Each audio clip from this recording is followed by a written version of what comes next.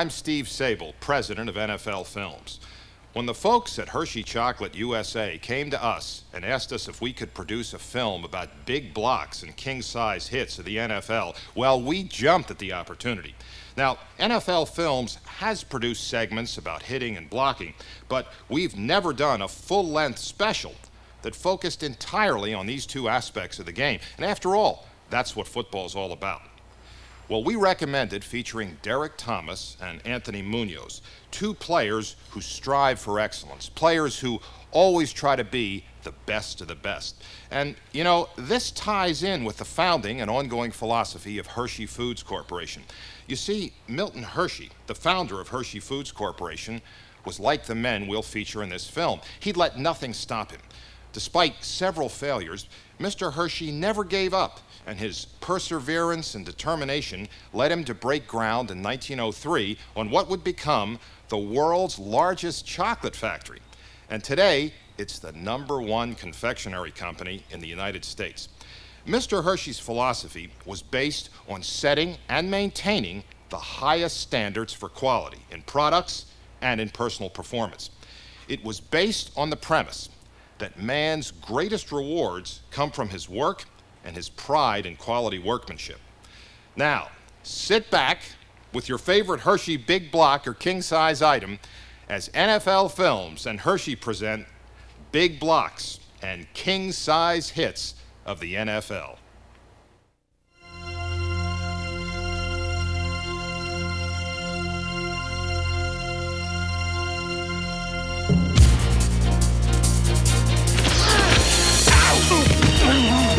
He's gonna wear your ass out! He's gonna wear your ass out, baby!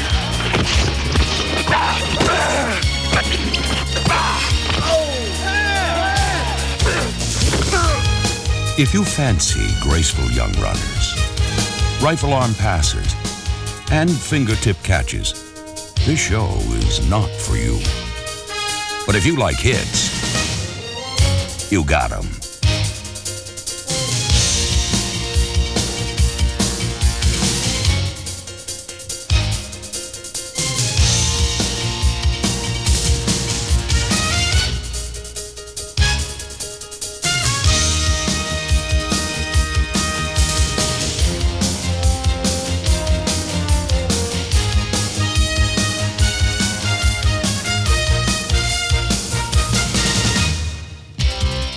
There are no big plays without big blocks. It's fist-to-face, hand-to-hand trench warfare, where men like All-Pro Anthony Munoz wage a never-ending battle on every snap. Life in the pit is survival of the fittest.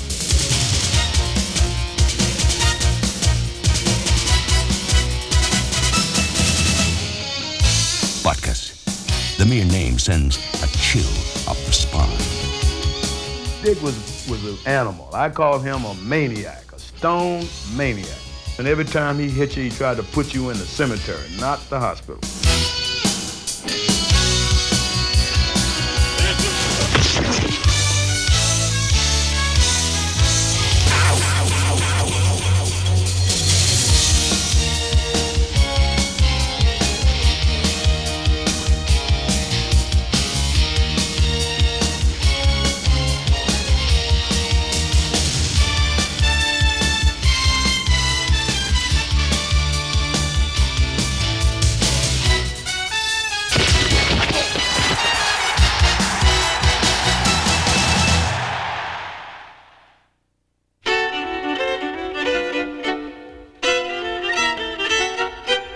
Preserved in black and white is perhaps football's most colorful era.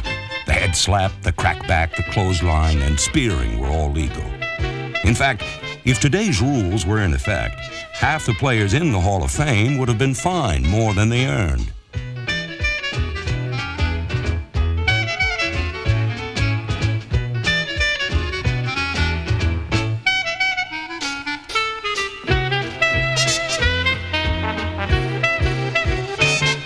Players lost their teeth, but never their nerve. And in the two-fisted 50s, 3 Hall of Fame hitmen started their reign of terror in the same year. 1952. Number 89, Gino Marchetti of the Baltimore Colts created modern defensive end play as he combined finesse with force in a devastating 14-year career.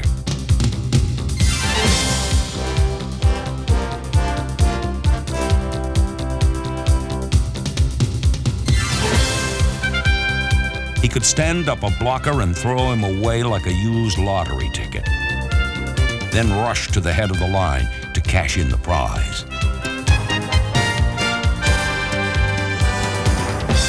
Marchetti was perhaps the most intense and focused attacker of his era, while another who enlisted in the NFL wars in 1952 was just flat out crazy.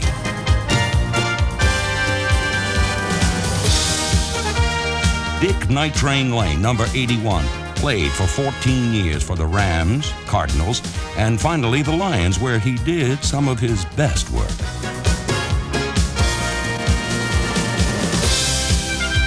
He was an expert in one specific job, the clothesline, and it suggested that his necktie parties forced a rule change.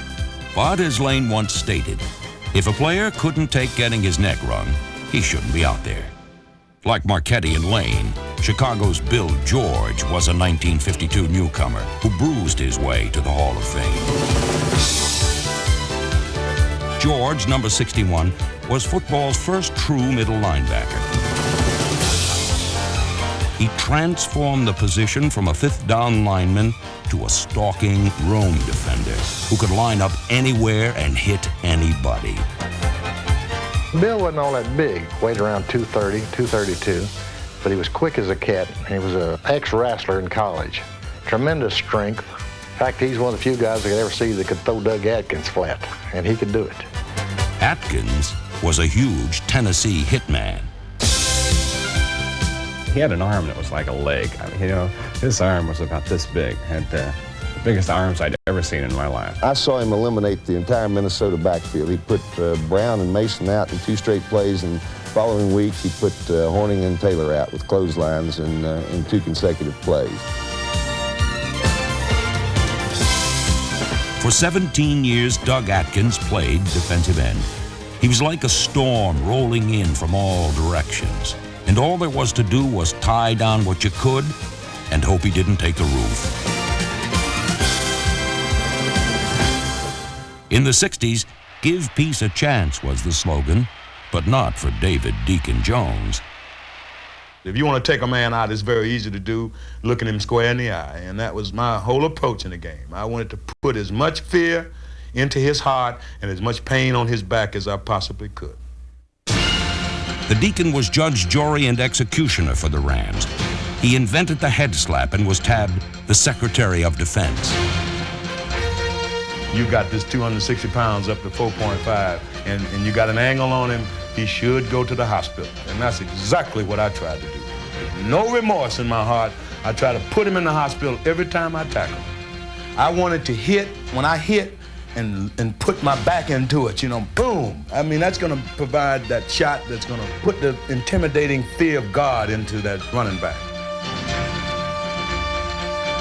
Let him know and make him go back to that huddle and tell his quarterback, damn it, I'm not running in Deacon Jones' area anymore. So each time he came over there, I tried to tear his damn head off. But the 60s belonged to only one man, Dick Butkus. I'm really not the tough, macho guy that was only during the game, and no matter how hard you try to explain that, sure you were, so.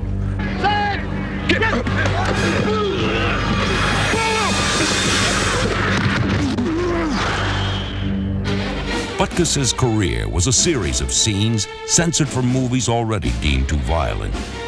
He was a beast. Butkus dominated a game the way no other player ever has. He dominated officials. He'd take the ball away from the guy after the play and shake it in the official's face, and the official would point it their way. It was awesome.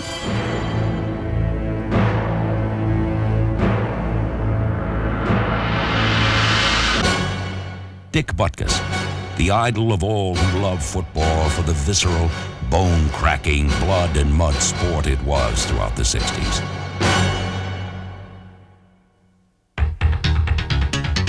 While the laws of survival governed the game in its infancy, the laws of physics seemed to take over in the 70s. Bigger players traveling at greater speeds in ultralight pads across lightning surfaces meant for heightened collisions. In the 70s, the hash marks were narrowed as well. Range was vital, and the man best suited for the souped-up game suited up for Pittsburgh. Jack Lambert, Dracula in cleats. The middle linebacker is supposed to be the leader. I could never understand why some people had to be motivated. And I tried not to yell and scream too much, but sometimes when we were playing very poorly, you know, I felt that a few words were necessary, and that's usually when I did my yelling and screaming. I never looked at professional football as a popularity contest. I look at it as my job. I don't care that my opponents like me. I care that they respect me, though. Captain Jack was an enforcer with a short fuse. When he retired, pro football lost a true warrior. But there have been many others who have rushed in to fill the void.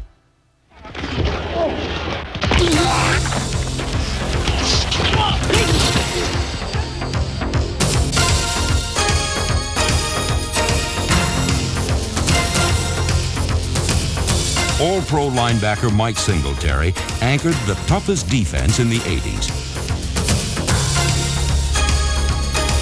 He was the bludgeon of the bruising Bad News Bears.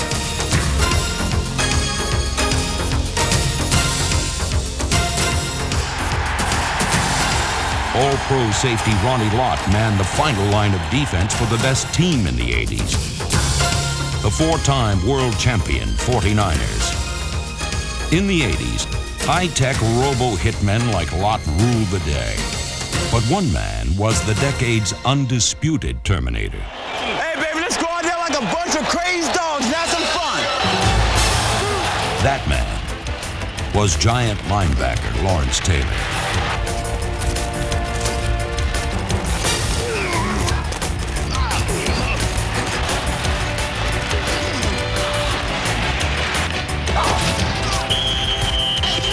I gotta do better than this.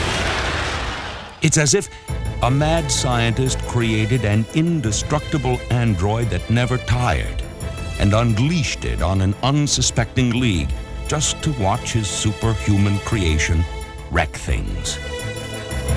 He is, without question, the most dominating player that we've seen on defense. I've never seen anybody as big as he is, as fast as he is, and as relentless as he is.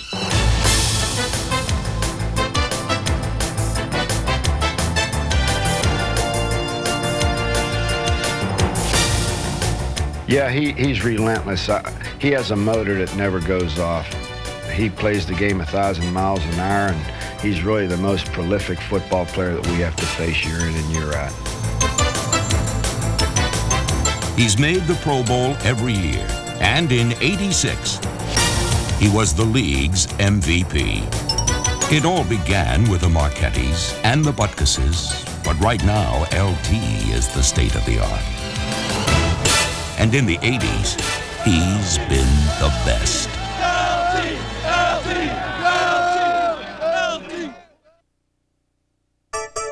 A trail of bruised ball carriers testify to Lawrence Taylor's decade of dominance.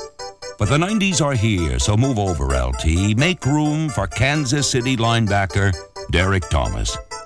Outside linebacker from Alabama, number 58, Derek Thomas.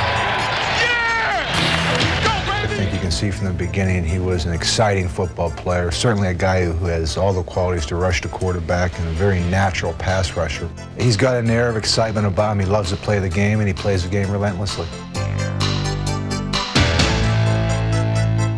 You never realize how quick someone is until you watch film on them and you see what they're doing, and then you watch film on him, and you see him just blowing by guys and them not even getting their hands on him. I mean, that's tremendous. Intimidating, ruthless. You love to watch this young guy go in the backfield and just cause havoc with quarterbacks, something that they haven't had here in Kansas City in a very long time. And it's nice to see that there is someone who has that mentality of ripping someone's face off, and that's Derrick Thomas. The only thing that would ever limit Derrick would be himself. He has great skills. As long as he maintains the sense of pride to being the best that he has exhibited in his first year here, he can be an outstanding linebacker. It is flat-out raw speed that wrecks offensive game plans and raises the eyebrows of NFL scouts. At the University of Alabama, Derrick Thomas blended that rare commodity with power and set a school record with 52 sacks.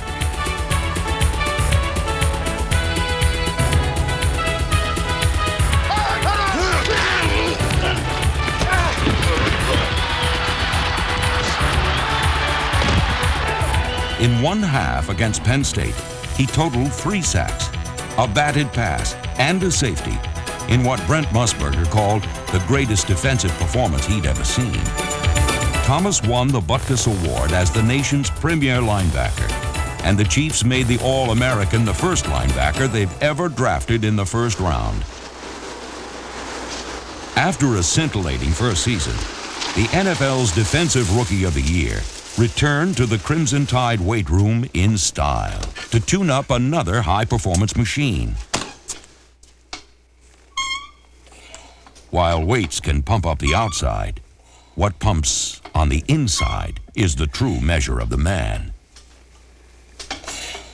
I can't even tell you how big my heart is because I consider myself as a winner, and I'm going to do whatever it takes to win. If it takes playing 65 minutes, I'll play 65 minutes. I'll never quit. I was content with playing the rookie role, and I was just going to sit back and wait until it happened. And Marty told me, no, kid, you know, the best way to become a great player is to experience it. And that's what he did. He put me out in the fire.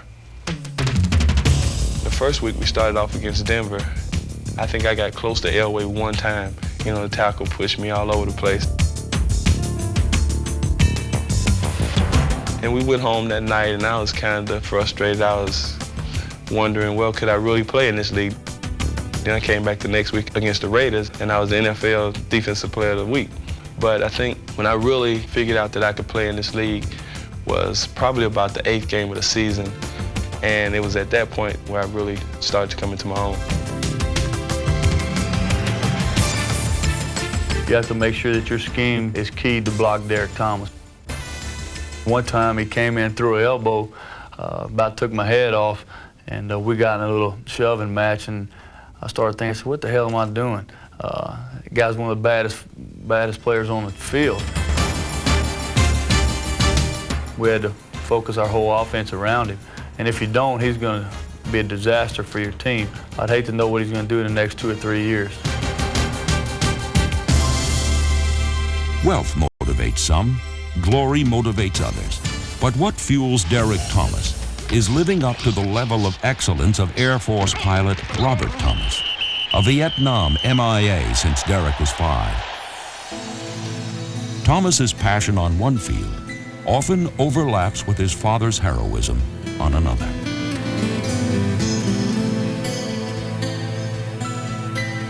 It was December 18th, 1972, and my father and his crew were flying on a mission over Hanoi, and it was 3 sets of planes in sequence. Something happened to the first 2 planes in his sequence.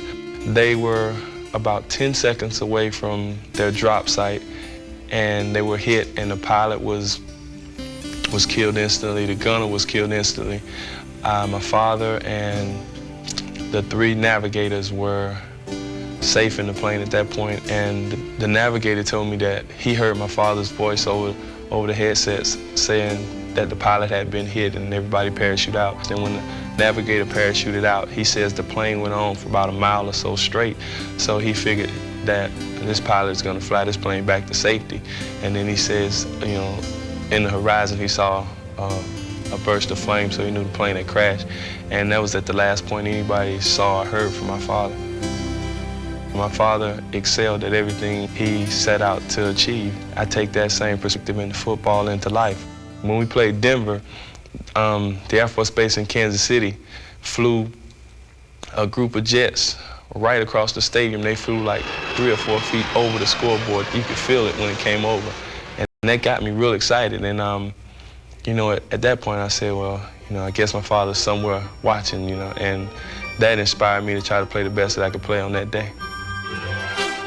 Now, too, Derek Thomas is on a mission he will meet head on, to become the Lawrence Taylor of the 90s, the most feared defender of the new decade.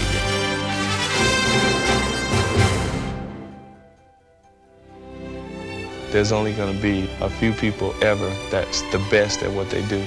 And, you know, right now, Lawrence Taylor is the best. And one day, I want to achieve that status. I want to be the best linebacker in the NFL.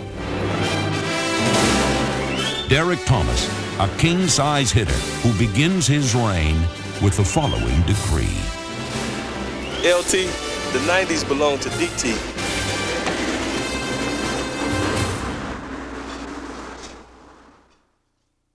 It's the most brutal, toughest, violent area in pro football. It's where the strongest, the meanest, the toughest all meet in a very short area for a very high price. That is where it's all at.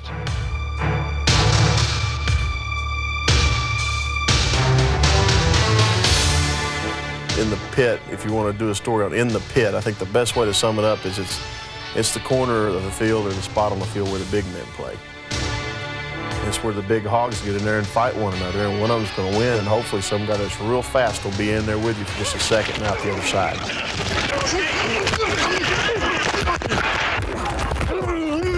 I think to be a success over a period of years, you've actually got to like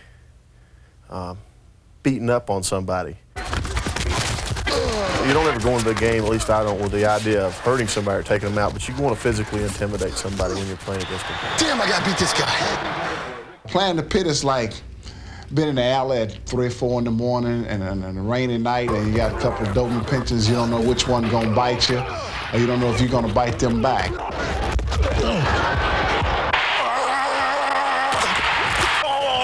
That's a cheap shot. You know that is.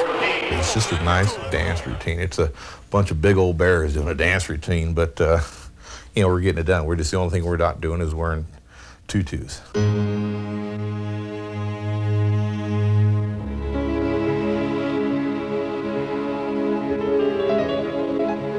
On this down and dirty dance floor, huge men perform a punishing pirouette.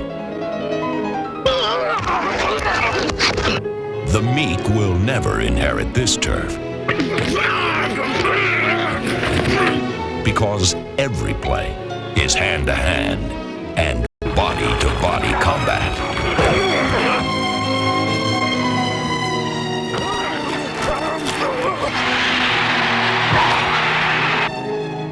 In the pit, there is more violence per square foot than anywhere else in sport.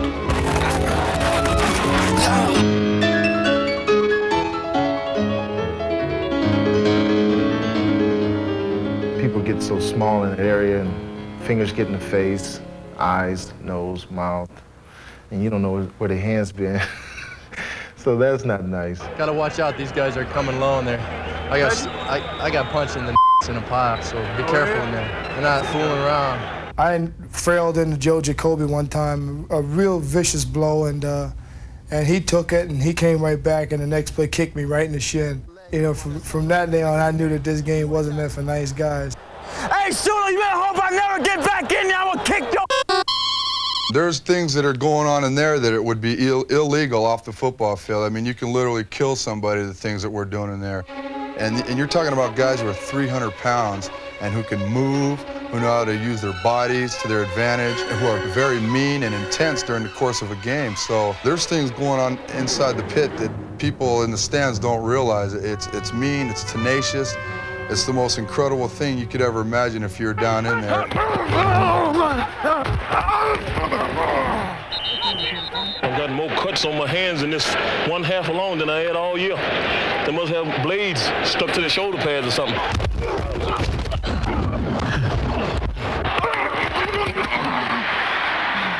It really is survival of the fittest. Make no mistake about it. You have a rules maker, but they arbitrarily intervene. Hey, you stay off! You stay off that pile! Just get out of here. You're on. Stay off! Dang, that guy, he's coming in every pile. So if you're participating in that, you have to be the judge, the jury, and the executioner, all rolled in one.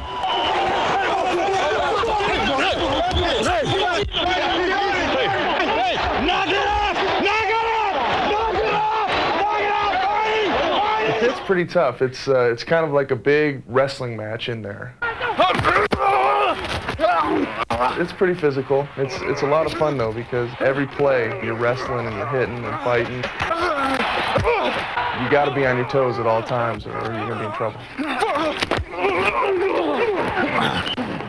L.C. Greenwood once told me that anybody could play this game healthy. You've got to be able to play with pain. It's just the reality of our sport. You know, it comes with the territory. You all right? Don't run on my knee. If you came out of the game every time you got a twinge or a burner up your neck or one of your knees got a little sore on that play, you know, you wouldn't last very long. I mean, you certainly wouldn't have anybody's respect. That hurts, but do it again. Let me see. Let's go, baby, let's go. It doesn't feel that bad, I don't think. We'll give it a try.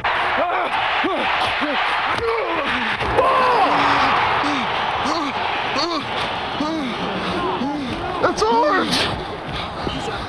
Back up. Let me see. Back up. Come in here. Denver ball. Denver ball.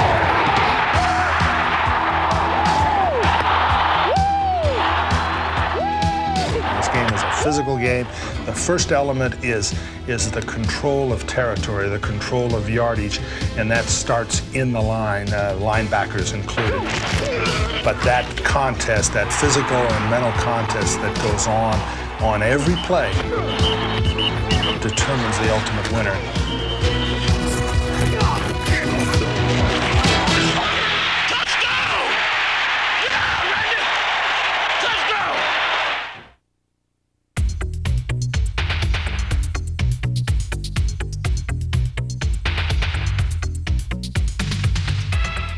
Look in almost any end zone, and you'll find an act that could headline at a Las Vegas hotel. Wow.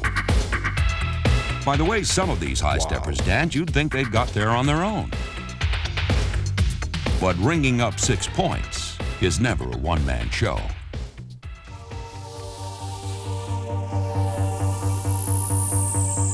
Lost in the path of these end zone entertainers are the working men who built and set the stage. They are the offensive linemen who play more with spit than polish. Building a team is like building a house. Start with a foundation and work up. The offensive line is the foundation. Everything else rests on it.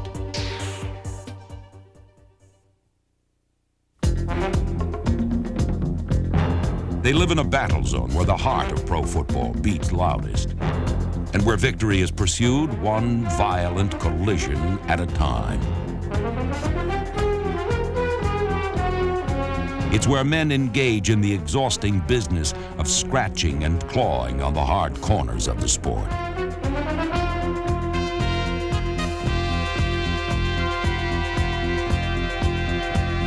Life on the line. Every play is a war of wills.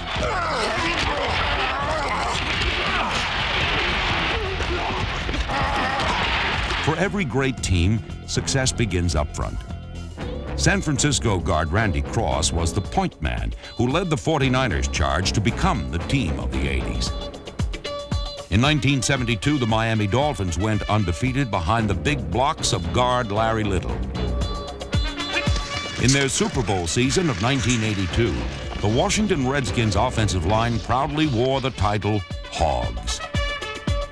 They became celebrities with their own clothing line, cheerleaders, and theme song. Yeah, I love them hoes. Sing it loud, sing it clear, all the way another year. Everybody come and sing. But those hogs could never quite strike fear in the hearts of defenders like a man they called Boomer. I didn't try to finesse guys. I just tried to beat up on them for 60 minutes. Indeed. For opponents, Bob Brown was a 330-pound nightmare.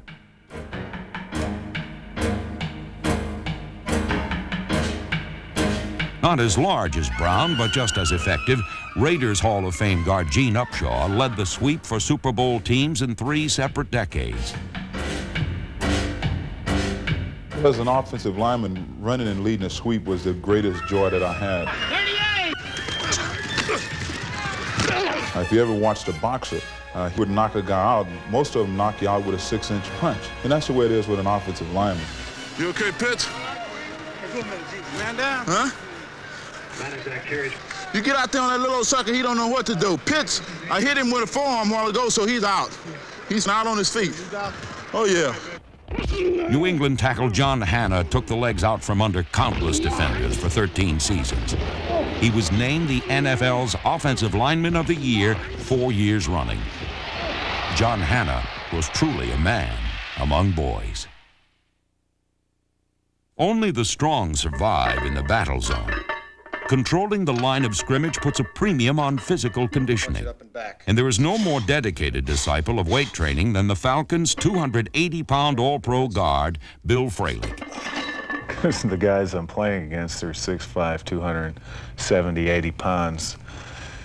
And the game is so competitive that I need every advantage I can get. And if I can come in here and make my legs that much stronger, 5–10% stronger, that is going to be an edge that is going to make me better on 1 play or 2 plays throughout the game. And you never know which play is going to be the big play or the game breaker, so that's why I do it. No doubt, Bill Fralick is a bell ringer. But size and strength alone do not an all-pro make. It takes as much brain power as muscle. Yeah, Anthony, you can feel that, right? You know exactly when he's pulling the pressure off and you can't get over your center of gravity, right? You can't, because he's looking and the back stretches it far enough, and then it's the mental part of the game. Knowing exactly what technique you're going to do, adjusting to what the other guy's doing. I think a lot of that comes from up top. So you know, once he starts inside, you can start trying to finish the block. Yeah. Oh, there's a great job there. He's got the big rip on you. You take a little pressure and just twist him right into the ground. I think that's 2 pancakes right in a row. This is awesome. That's what you coached all week. That big rip, all that momentum. That's right. That's what we did. But try to do what you said. You got to do it. You're the guy that does it there, right? That's right. The hand on but the there's hip. another one. There's 2 plays in a row of a big block, and you know, I gave you 3 on that, and there's 2 pancakes right in a row. I don't think you need a coach. Huh? The Bengals' #1 draft pick in 1980, Anthony Munoz has been a consensus All-Pro for 9 seasons. At 6'6", 280 pounds, Munoz uses finesse as much as power. He's a master of technique. He slides, shields, shifts, and maneuvers to get the job done. You don't get very many blocks where you just get into a guy and from the initial hit, you just take and put him on his back. That doesn't happen very often. We talk about, you know, dominating a guy more than you use his momentum a lot of the times to finish him off. But with our offense, that's all it takes, is covering your man and keeping him occupied, and then maybe at the last second when he tries to make the tackle, then you can get an extra shot on him and move him out of the way. His position belies his athleticism. A multi-sport athlete in high school, an All-American tackle at Southern Cal, Munoz was recently named the NFL's best offensive lineman of the 1980s. That title has not diminished his desire to excel.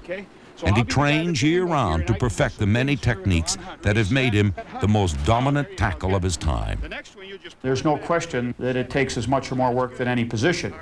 For me to experience him daily during a 20-game football season, I couldn't get any more satisfaction anywhere. You know, it doesn't matter if you went to Super Bowls or playoffs or led the league in rushing or passing. that I have coached the greatest lineman perhaps to ever play. So if he's coming here, he'll take him. To be the best, Munoz studies each opponent, their strengths, their weaknesses, their tendencies. We've got to think of this week because Michael Dean Perry really presents a lot of problems for us. But not for long. On December 3rd, 1989, Munoz buried All-Pro Michael Dean Perry in the Bengals' win at Cleveland. But other than players and coaches, did anyone know? Probably not. You accept your job description, you accept the lack of notoriety early when you become an offensive lineman. And this is the room where you get your satisfaction, is coming in and watching James Brooks rush for 150 yards, the Bengals rush for 200 yards, a Boomer throw for 300 yards. That's where you get your satisfaction. And the team knows that there's an offensive line goes, so does the offense. And that's where the foundation of the team is built. Lob pass off in the corner of the end zone. There's the touchdown, Anthony Munoz. Wow. Well, it hasn't been all work and no glory. 4 times Anthony Munoz has caught a touchdown pass, and each gave him the rare opportunity to strut and take a bow. So for all those offensive linemen who never got the chance to take a curtain call, wow, this touchdown's for you.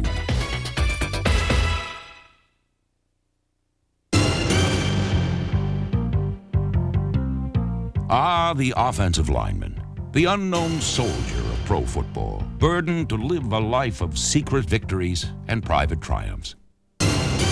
So what does a guy have to do to get noticed? To get a little attention?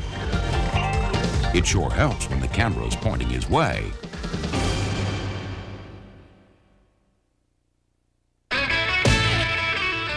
"1966, Bob Boomer Brown travels to the Pro Bowl and takes down a record 4 All-Pros with one well-timed blow.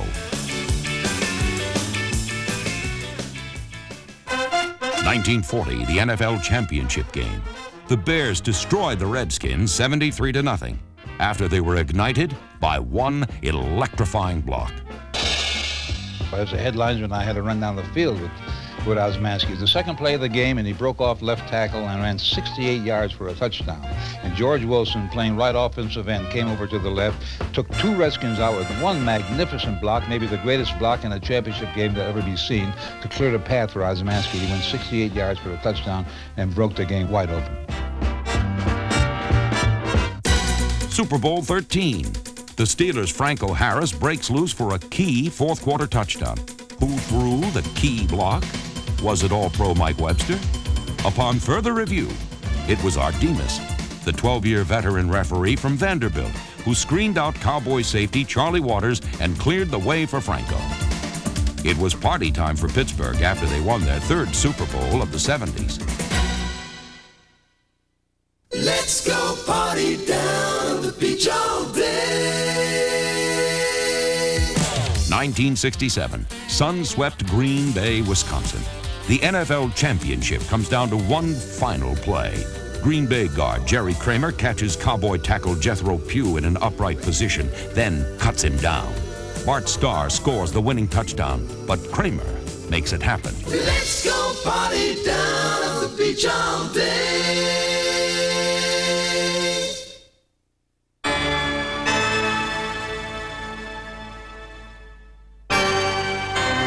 Playing the Raiders in the 70s was no beach party. In Super Bowl 11, the Vikings' Sammy White caught a wave and wiped out. Come on, turn around! Jack Tatum delivered the most memorable blow in Super Bowl history. It set the tone for a Raiders win and sent Sammy White to the twilight zone. How he held on to the ball remains a mystery to this day. Another man who wielded the hammer of Thor was Colts linebacker Mike Mad Dog Curtis. We're winning. Our momentum is significantly better than Miami's. And here comes Mr. Fan, who wants to join in the momentum. Oh, I don't know what but anyway, he was smashed. So he comes running out on the field, great lark, picks up the ball. When I saw him pick it up, I immediately ran over there and knocked him down. Not to hurt him, but to knock him down, get the ball back, get in the game, get rid of his rear end. I didn't think it was a joke that I was working out there. A lot of other guys might think it's a joke to see a fan run out there. To me, it was my job. On the Eagles' march to the NFL championship, Philadelphia linebacker Chuck Bednarik crossed paths with New York's Frank Gifford. It was a very brief encounter. Bednarik's hit on Frank was the greatest tackle I've ever seen. I mean, you know, I used to stay up at nights thinking about hitting a guy like that. Frank was not looking at Bednarik. He should have been looking for him because Charlie could hit, and something's got to give, and it was Frank.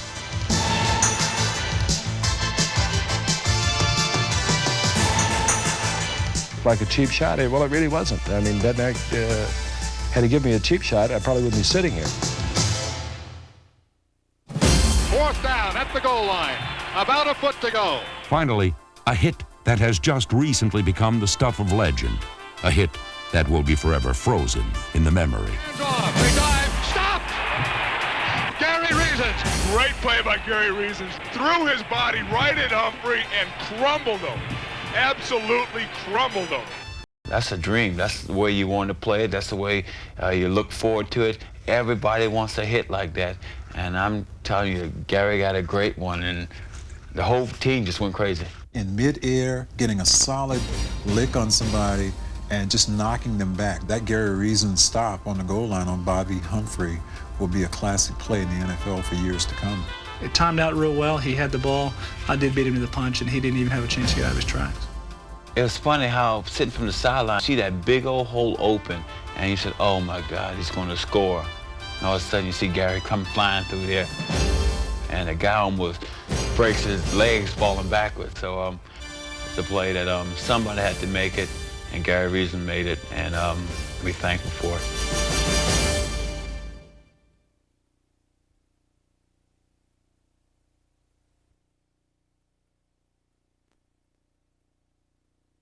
Do or die, baby. Do or die.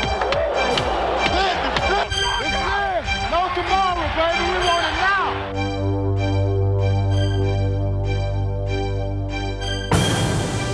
And they're like gladiators there. I mean, they're warriors. They're getting ready for battle. And you've got to build a hatred up all week long, no matter what it may be.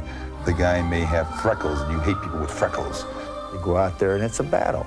It's survival of the fittest. It's a challenge. You make a commitment. You're either better than the other guy or he's better than you, every play. I think it's a chemistry that happens, that comes together, it's slammed together right before kickoff.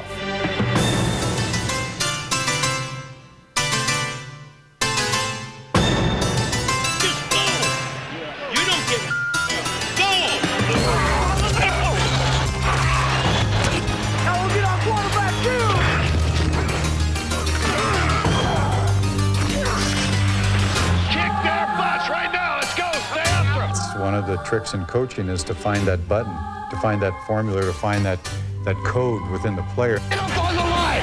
Don't you know how much time's on the clock? Defense is kind of wild and frenzied. Yeah! Like nitroglycerin ready to go off. You can take a guy that's the toughest guy on the football team. He's meaner than a snake. I mean, this guy is really tough. But if he can't ever get over there to hit anybody, he can't play. You know, you've got to see, you've got to move, you've got to hit. That's what football's all about.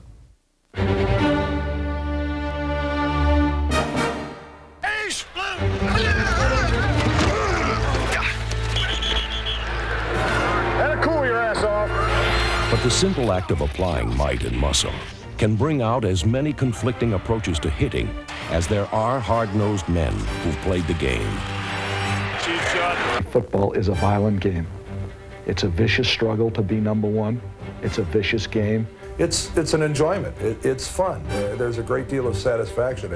And you'd be hard-pressed to find a football player who really looks at football as barbaric. You are playing the game of war. And it isn't with guns, but everything else is the same. They say football's a war, and they're in the trenches, and they're kicking the out of it. If you're really in the trench and really want to know what war's about, that's when you're wetting your pants, because that's that chap shooting at me, and he didn't know what a nice guy I was, you know? So this, you know, I think it's overplayed a little bit. I want to hit as hard as I can. I want to be as fair as I can. But at the same time, I just want the guy to realize when I hit him or when I'm playing that I'm going to give him all I've got. And after that, I mean, I'm going to help him up. And I want him to be in good health the rest of the game. You've got to be a little bit mean to play that game, a little bit crazy, because it's a crazy game. You have to have a relaxed state of mind to be able to play well. You wanted your ability to think uncluttered. Then to go through those gyrations of emotion, it's good for theatrics. We don't do a damn thing with playing. I really just don't like violence, but sometimes, they hit that switch. I kind of get that faraway look. They go on Howie time. My teammates call it Howie time. You feel like you can beat anything on earth. And that's the way I like to feel on Sunday. Everything is just right by the time I get on the field. By the time I get on the field, I feel unstoppable.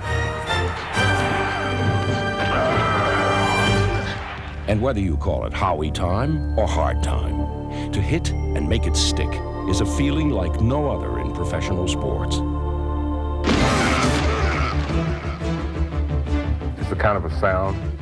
It's a special type of sound that the pads make, and it's just a feeling. It's like for an offensive player scoring a touchdown. Defensive players don't get to score many touchdowns, but they get to make big hits. It really feels great to make a devastating hit. Nobody wants to hurt anybody intentionally, but there's nothing in the world, and I stress there is nothing in the world as great as getting that good hit in professional football.